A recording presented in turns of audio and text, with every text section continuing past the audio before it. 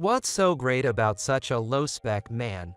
My boss, known around the office as the handsome manager, said this with an unnaturally fresh smile. He has looked down on me, an older, high school educated regular employee, since the day he transferred. It was the same even at my wedding. There wasn't a hint of a blessing in his attitude. You're so beautiful, yet you have such unusual taste. A woman like you could find a much higher spec partner. The faces of the employees around us turned pale. If their thoughts were spoken aloud, it would be, "Manager, you've done." It's one thing to put me down, but this time, it even made my wife feel terrible. I had a ton to say to my boss, but I kept silent. I didn't want to ruin the vibe of our wedding, which is a major life event. It was my wife who spoke up against the boss's remarks. Having you as a boss, I really feel sorry for all your employees. The next day, when I went to the HR department's floor, I couldn't find the manager anywhere. And for good reason, because he had unknowingly said something he shouldn't have to someone he definitely shouldn't have. My name is John Hart, a 35-year-old rank-and-file employee. I work in the HR department of a sports equipment manufacturer. At 35, you'd think I'd have some responsibility. That's what people often think, but I'm just a rank-and-file employee handling all sorts of miscellaneous tasks within the company. Even in such a position, it's generally assumed that if you're a company employee, you've at least graduated from college. However, I'm just a high school graduate for some reasons. After graduating from high school, I had no goal and worked part-time. It was this company that picked me up from that aimless state. To repay the favor, I worked diligently every day behind the scenes to ensure that the employee's performance is maximized. To be honest, it bothers me to see employees of my same age rising through the ladder. But at the time, I was completely exhausted from competing with anyone. So, I never aimed for promotions by getting certifications, sucking up to bosses at drinking parties, or promoting myself. In fact, even when the director suggested I get promoted, I declined, stating it was too premature for me. John, you've been with the company for over 10 years now, right? Do you understand HR departments work well and are highly respected by the staff? Maybe it's time for you to show your true capabilities as a manager. The director, Robert, has always looked out for me. He is the ideal boss. He notices the extra tasks I silently take on without anyone else realizing. I did want to repay the director's kindness, but I couldn't make up my mind. I appreciate the offer, but I'm uncomfortable with leading others or giving orders. If that's all right, I'd like to keep doing what I'm doing now. If you insist, I won't force you, but you should think about it before you start a family. Once you have kids, it's not guaranteed that both parents can work. You'll have expenses for education and housing. And while it's not much, being in a managerial position does come with extra allowances. You might be in a tight spot if you keep this mindset. Apart from me, there was no one else in the HR department who met the criteria for promotion to manager. My refusal to accept the promotion offer sent the HR department back to square one. As a result, a transfer from another department was decided. The new manager appointed was Thomas Wilson. He is 5 years younger than me and 30 years old. He's tall and slender but has muscular arms visible at a glance. He's what you'd call lean and muscular. The fresh-faced, handsome new arrival caused quite a stir among the female staff of the HR department, but it was only for a moment. As soon as Thomas began his introduction, the room fell silent. Hello everyone. I've been appointed as the new manager of the HR department. Thomas Wilson. I studied business administration in college and have obtained national certifications as a certified public accountant and a financial planner. My mission is to improve the operational efficiency of the HR department and enhance the capabilities of our staff. I encourage you all not to be constrained by past norms, but to fully embrace my instructions and guidance. Thomas was a highly ambitious individual. Being appointed a manager at 30 seemed a significant achievement to me, but he was still in a hurry, feeling it was not enough. What I learned later was that, although Thomas often boasted about his academic credentials, he had failed to get into his first choice college and ended up attending one that was a rank lower. So, while he appeared confident, he secretly harbored a serious inferiority complex about his educational background. It was intended that I would be promoted to manager, but he must have heard that I turned down the offer. Knowing that a high school graduate had declined his current position leaves Thomas somewhat unsettled. He might have been trying to maintain his self-esteem by belittling me, assuming I was only a high school graduate. You're a high school graduate, aren't you? Can't study, can't go to college, and can barely manage the bare minimum in human relations. Someone who can't take responsible actions surely can't lead a team in an organization. Though, I doubt anyone would follow you in the first place. Maybe you're right. I'll handle any menial task. I didn't want to sour the atmosphere in the HR department, so I decided to fully go along with Thomas. However, a gloomy air started to envelop the HR department. The director, noticing this and worried, commented, Thomas originally tended to emphasize educational background too much. When he was in the sales department, he wouldn't listen to those with lower education and even judge clients based on their academic credentials. I thought moving to the HR department and gaining some career experience might help him build confidence and become more relaxed, even though it meant promoting him to a manager in a different department. From my perspective, the manager seems well educated enough. His envy is too strong, and he's letting his complexes get the better of him. There will be unpleasant moments, but please look after him for a while. Given these circumstances, the director discreetly assigned me to be Thomas' support. This turned out to be an incredibly difficult task. Thomas, with his quick wit and eloquence, did have the makings of an excellent salesman. However, he utterly lacked the ability to care for, respect, and develop others. Within less than a week, the HR department staff had distanced themselves from him. Even though Thomas was the issue, we couldn't let this disrupt our work. So, I went around speaking to each person individually, asking them to be patient because the manager is still getting used to his position, so please bear with us for a while. I had a reason for wanting to quietly settle the turmoil in the HR department. In fact, 1 month after Thomas transferred, I was going to have my wedding. I have to invite Thomas as my boss, obviously.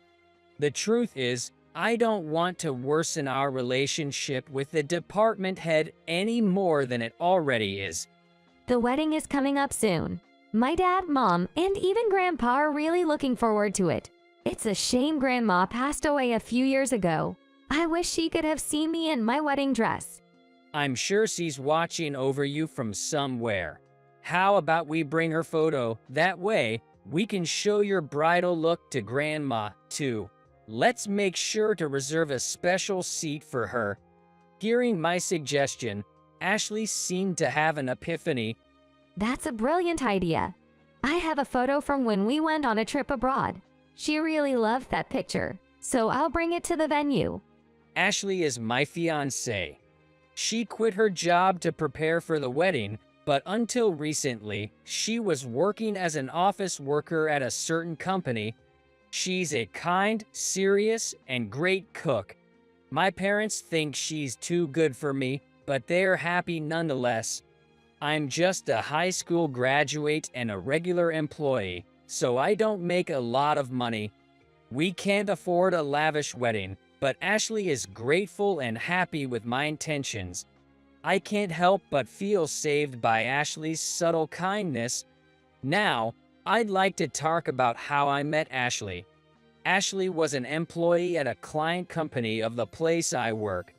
We met when she had just joined her company as a new employee. Ordering necessary supplies is an important task in the HR department. Ashley's company deals with office supplies. Therefore, our transactions took place throughout the year. Now, Ashley can take care of various things, but she was very clumsy when she first joined.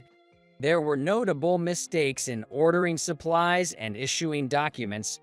However, through our interactions, I came to know she is a hard-working, serious, and sincere person. Eventually, I found myself having feelings for her, but since she was a client's employee, I kept my special feelings to myself. We got closer not through work, but in our private lives. I work at a sports equipment manufacturer, but I was originally a die-hard baseball kid. I batted second and played shortstop. There was a time when I aimed for the National High School Baseball Championship or the professional baseball world, spending every day thinking about baseball. Due to my job, I had only been watching baseball for about 10 years, but then I started playing again by chance. John, your play is always really good to watch. You're not a home run hitter, but you rack up hits that lead to scores, and the success rate of your bints is impressive. There was a pro baseball player known as a bint master back in the day, and John, you have that vibe. No, that's definitely an overstatement. When I was younger, I thought I could become a baseball player, but the results honestly show it's not such an easy world.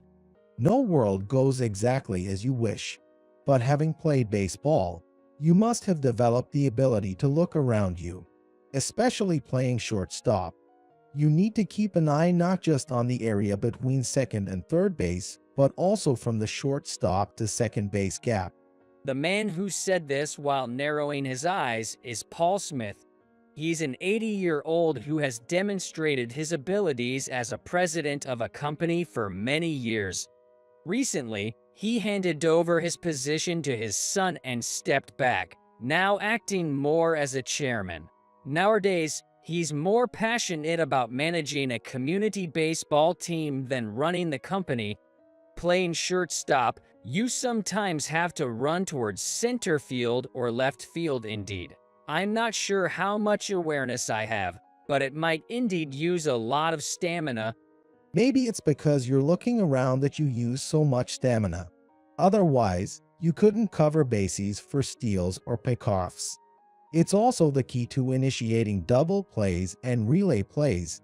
Being praised by the organizer of the community baseball team, I felt a bit embarrassed and my face turned red. It's been years since someone praised me like this. The last time I was praised was back in middle school. Of course, I must have been praised as an adult too, but strangely, my childhood memories are still vivid. What's wrong? You're blushing so much. I just spoke the truth. Why are you getting embarrassed? When I noticed Ashley was behind me, it's actually quite coincidental, but while working at the company, Ashley was also active as the manager of our amateur baseball team. There were a few baseball enthusiasts among the employees at Ashley's company. Through our business exchanges, it became known that I used to play baseball seriously, and the suggestion to join the amateur baseball team came through another employee from a different company we were doing business with. Of course, I was also aware that Ashley was the manager. Although I had sworn never to play baseball again, I also wanted to get closer to Ashley, so I ended up joining the team impulsively. That's the whole story of how I started playing amateur baseball. While our favorite pro baseball teams were different, Ashley had enjoyed watching baseball since she was a kid. Especially in the hot summer, Ashley took on all sorts of chores, from making cold drink to setting up tents. If Ashley was in trouble, I would help her without hesitation. Gradually, when Ashley had a problem, she would turn to me for help. As we continued like this, we became close, and we started to see each other as special. Ashley, please marry me. I only have a high school diploma, and my options for departments to join or teams to advance in are limited. So, I can't expect much in terms of career advancement in the future, but I'll do my best for your happiness. At that moment, I also had the feeling that I would do things I wasn't good at for Ashley's happiness. Perhaps she saw through my heart, because Ashley smiled and said, You don't have to force yourself. I was drawn to your kind personality that cares for everyone. Playing so that everyone can shine. That's the position you excel in the most. Ashley didn't care at all that I only had a high school diploma and became my lifelong partner. Meeting such a wonderful woman and being able to marry her was something I never imagined. That's why I am truly grateful to Ashley from the bottom of my heart. Now, let's return to the present, but that's why I didn't want to worsen my relationship with Thomas and dampen the joyful atmosphere of the wedding. On the day of the wedding, relatives, friends, colleagues, and bosses from our respective companies rushed to the venue to celebrate our marriage. It was a small wedding, but it was filled with the warm hearts of people. During the reception, everyone came to pour beer along with words of congratulations. I thought the happy time would continue peacefully like this until then, but reality wasn't that sweet. Just as the reception was about to end, the situation took a turn. Thomas, who had just joined the company, came to pour beer for me. Honestly, I didn't think he would behave as usual in front of my colleagues and bosses, including me and Ashley. However, Thomas handed me a beer bottle and instructed me to pour it into his glass. I came all the way here even though I just transferred, and we haven't had much interaction. Besides, it'd be weird if I, with a higher education, poured beer for you while you were bowing down to me, right? Well, yeah, that might be true. I was so surprised by Thomas's attitude that I became flustered in my response. Thomas had a habit of bringing up educational backgrounds whenever he didn't like something someone said. He mentioned low-level college, high school diploma, and vocational school graduation, and so on. Even though he was like that, he was still my boss in this company. So, reluctantly, I decided to invite him to the wedding. Other department heads and managers who appreciated me also came to the ceremony. Therefore, I also hoped that attending the wedding would be a good opportunity for Thomas, who was isolated in the HR department. However, the result was completely the opposite. What was good about someone as low-spec as him? With his refreshing looks, Thomas is also known as the handsome manager. There are also troublesome behaviors due to his education-oriented mindset, so of course, it's not a 100% complimentary nickname. However, Thomas seems to be aware of his own handsomeness. With an unnaturally bright smile, he looked at me and Ashley. For someone as beautiful as you have quite peculiar tastes. A woman like you could surely find a more high-spec partner. There was no hint of congratulations in his tone. In my mind, I thought, just as I expected. In fact, when I handed him the invitation, there were some concerning signs in Thomas's behavior. I personally handed out wedding invitations to the employees in the HR department. It's a fact that their precious day off would be wasted just because we happen to work in the same department. I handed out the invitations myself to show my sincerity. Since we had talked about getting engaged, everyone genuinely congratulated us with heartfelt wishes. However, Thomas's reaction was completely different. He glanced at the invitation but never made eye contact with me.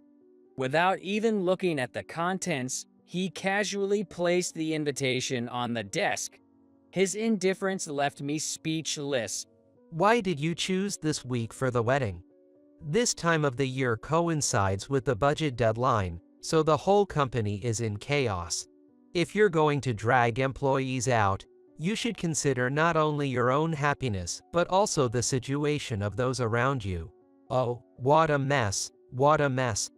Thomas began to complain about the wedding date, although it wasn't clear what exactly was bothering him. Glancing around, the other employees seemed unsure of how to intervene and wore troubled expressions. Looking down, continuing the discussion about the wedding at this point would only inconvenience the other employees. Reluctantly, I surrendered completely.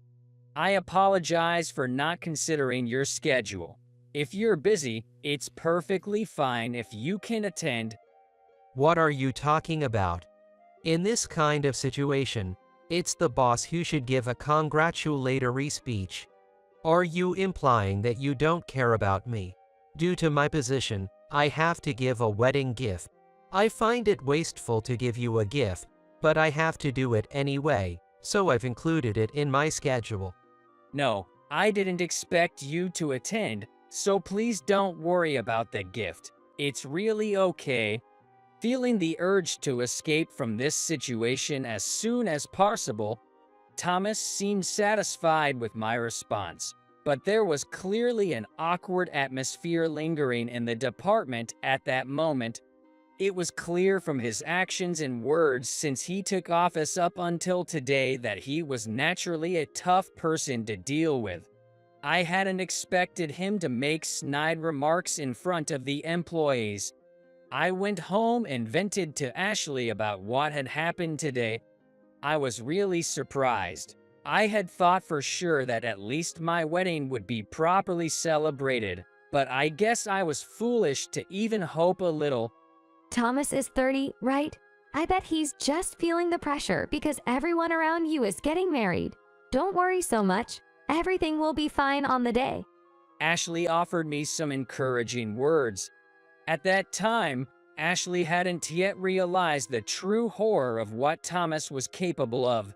Spending time with Ashley was very comforting. Even though the issue with Thomas lingered in the back of my mind, my spirits were completely lifted. However, even on the day of the wedding, Thomas' attitude was the same as always. I regretted inviting him, realizing it was a mistake. Suddenly, overcome with frustration, I couldn't stop shaking.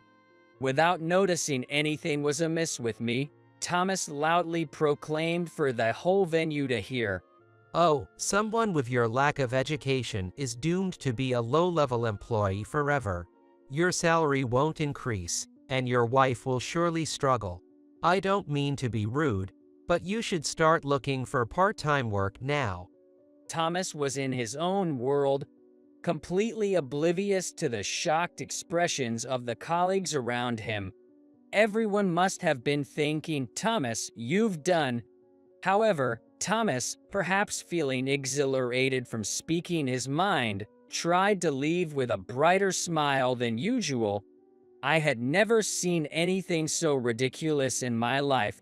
Thomas's cheerfulness was just a manifestation of his shallowness. I felt pity for Thomas. Then, someone called out to stop Thomas.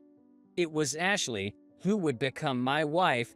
She had heard stories about Thomas, but seemed not to have expected this much. Ashley was angry. To think you're a supervisor, I truly feel sorry for your employees. Thomas, surprised, turned around and asked. What do you mean? Thomas turned back to Ashley. Despite her usually calm nature, Ashley could be quite formidable when angry. I prepared myself for what was to come. Why can't you celebrate your employees' happiness? How can you possibly foster growth in your team with that attitude? You've been smiling this whole time, but what are those smiles really about? Your smiles lack sincerity.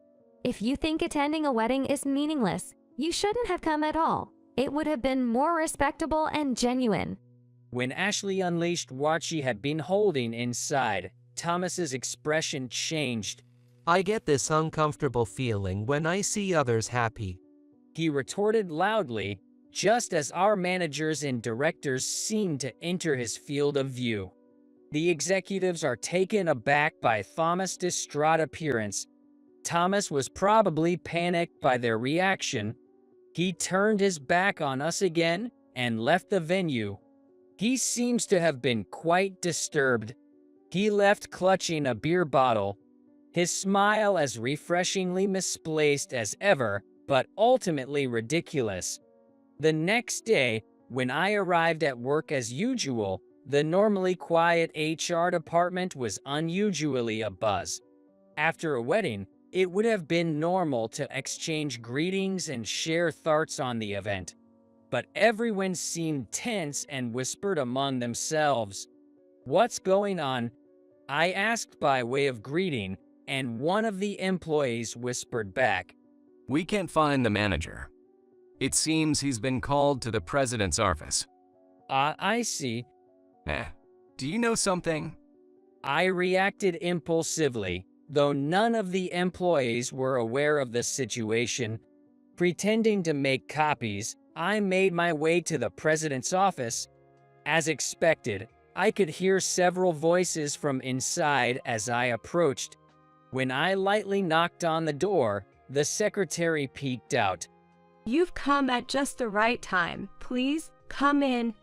Inside, I found Thomas, our company's president, a client's chairman, and my beloved wife, Ashley, all sitting at the table with solemn expressions.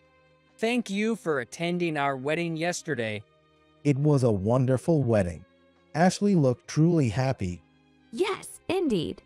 Ignoring Thomas, the chairman, Ashley and I engaged in conversation. Then, the president looked at me, and he apologized to me in front of Thomas. "I'm sorry I couldn't make it to the wedding yesterday. I had a business trip planned 6 months ago. I really wanted to celebrate your new beginning." "No, your thoughts alone are enough." I glanced at Thomas briefly. Thomas was usually confident manager, but he was clearly at a loss for words, his eyes darting around. Seeing Thomas so out of his element, I couldn't help but say, "Thank you for taking the time to come yesterday despite being so busy. I understand it's a busy time for the company, and I apologize for any inconvenience to the HR department. I'm willing to do whatever is needed, so please feel free to direct me." No, about yesterday, Despite being in front of the president, he couldn't manage to respond properly. His mind must have been in turmoil.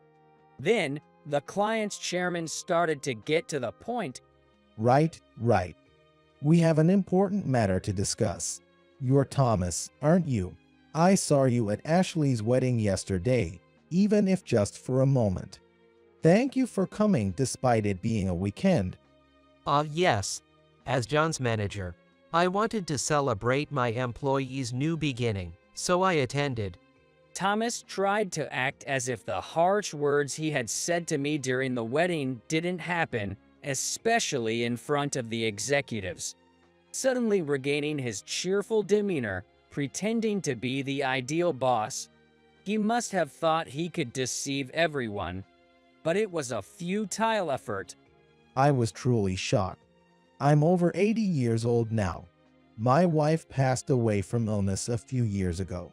I don't know when my time will come. So, being able to see my granddaughter Ashley's wedding with my own eyes made me incredibly happy. Moreover, her partner is John, who plays diligently in my amateur baseball team. When I was about to express my feelings to the two of you, you came over. I thought you were going to offer your congratulations, but what did you say? Actually, the client's chairman calling Ashley his granddaughter was Paul Smith, who sponsors the amateur baseball team I belong to. Meaning, Ashley is the granddaughter of the client's chairman and the daughter of our company's president.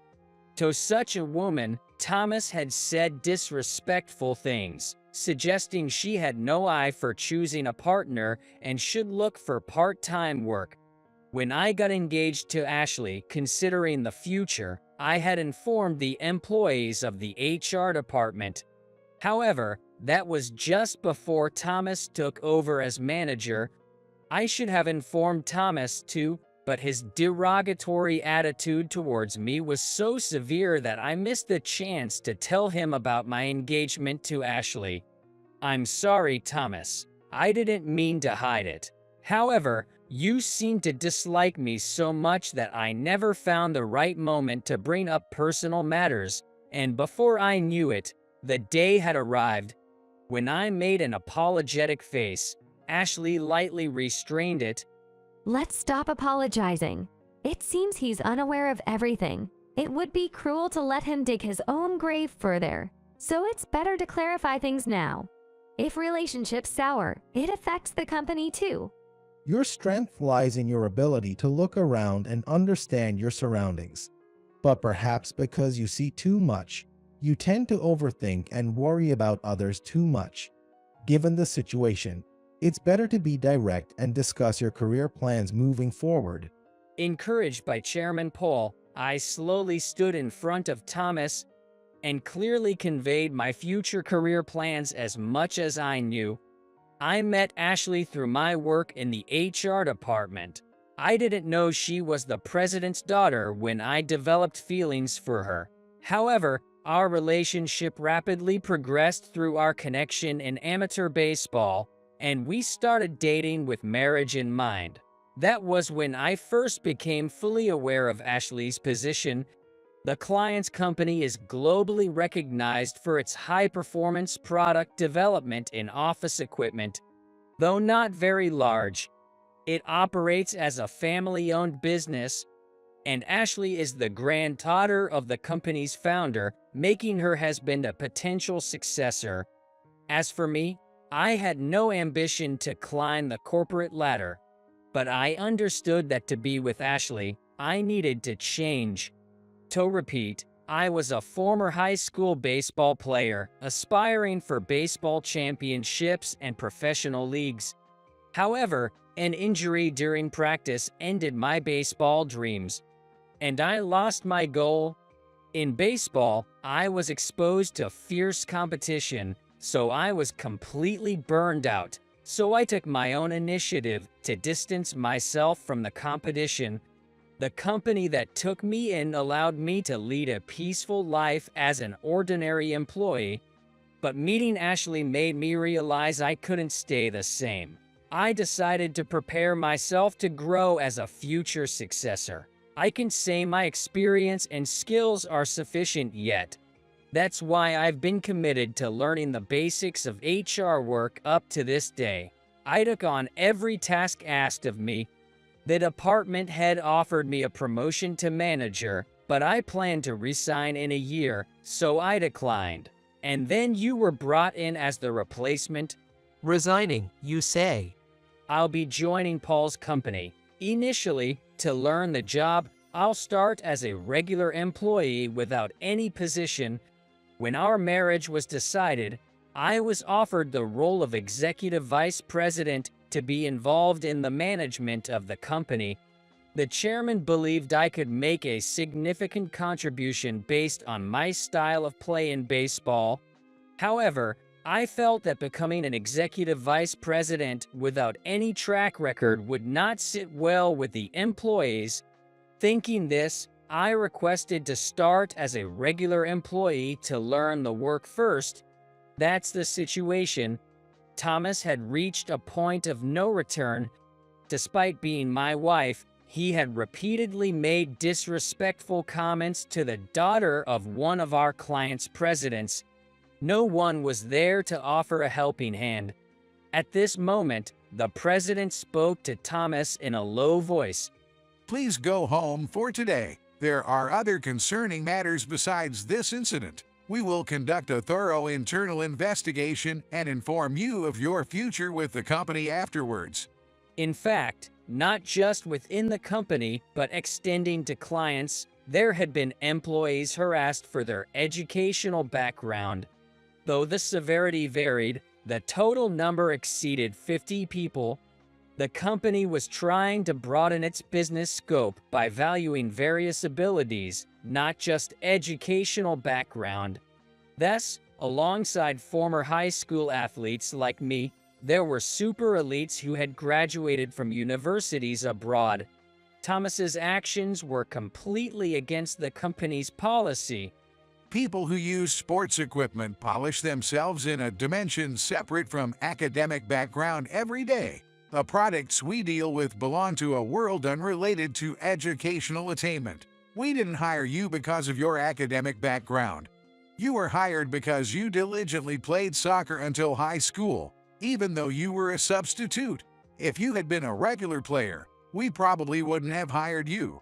I still remember how your eyes shone when you talked about soccer during the interview. Please, bring back the person you were back then. It was later revealed that Thomas, like me, had also experienced failure in sports. He had practiced morning and evening, rain or shine, but never managed to secure a regular spot on the team. He tried hard to get into college in order to look back at the regular soccer team. However, he didn't get into his first choice college. While it was a prestigious college from my perspective, for Thomas, it was another experience of failure, just like soccer. I'm sorry. I'll wash my face and start afresh.